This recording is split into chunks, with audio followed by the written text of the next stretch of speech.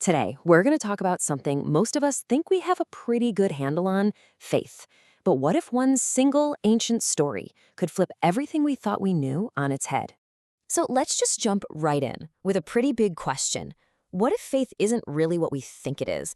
What if that whole idea of faith being a feeling you have is kind of missing the point entirely?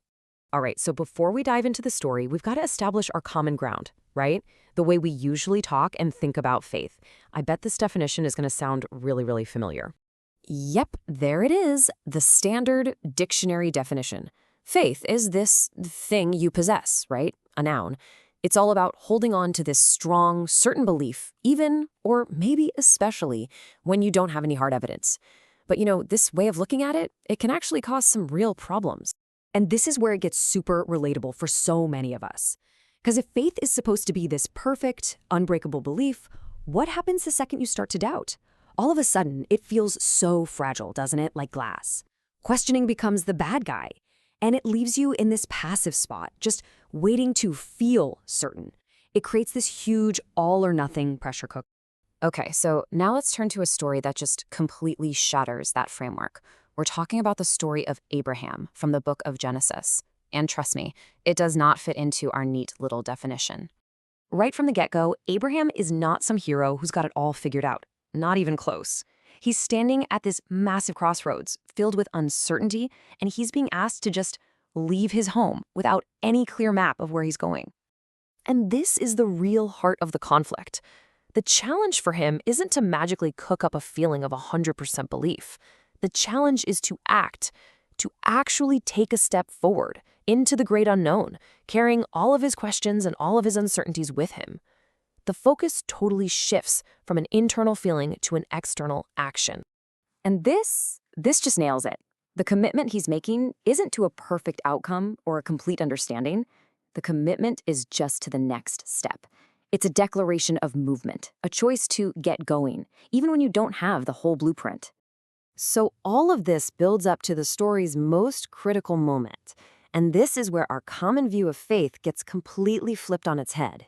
You might be expecting some big, dramatic moment, right? A flash of light or a divine intervention that erases all doubt, but that's not what happens. The turning point is so much quieter, so much simpler than that. It's just a single, committed step forward. And here it is. This is the pivot. Faith is no longer the thing you need before you can act. In this story, the action is the faith.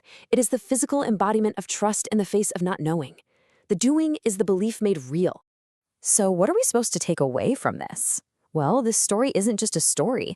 It's offering us an entirely new way of seeing, a transformative lens for understanding what faith could actually be. This chart just lays it all out, doesn't it? The story shifts faith from a noun to a verb, from something you have to something you do. It stops being about achieving perfect certainty and starts being about showing trust through your actions. And maybe the biggest game changer of all, doubt is no longer the enemy of faith. It's actually the very context that makes this kind of active faith possible and so meaningful. So this lens just reframes the whole concept. Faith becomes a tool you use, kind of like a compass for navigating the world, not some fragile treasure that you have to protect from every question. It's an active choice to see and to move forward in a particular way, even when that path isn't perfectly clear. So why does all this matter? I mean, how does putting on this new lens actually change our approach to life, to our big questions, and to all that uncertainty? Well, when you look through this lens, everything changes. Doubt is no longer a sign that your faith is broken. It's the starting line where you get to practice active trust. Faith isn't about waiting for a feeling. It's about making a choice and taking a step. And because it's built on action instead of perfect certainty, this kind of faith is incredibly resilient. It can handle questions. In fact, it's often strengthened by them. So ultimately, this story invites us to see faith not as something brittle that just shatters under pressure, but as something really resilient, a way of moving through a world that is, by its very nature, uncertain.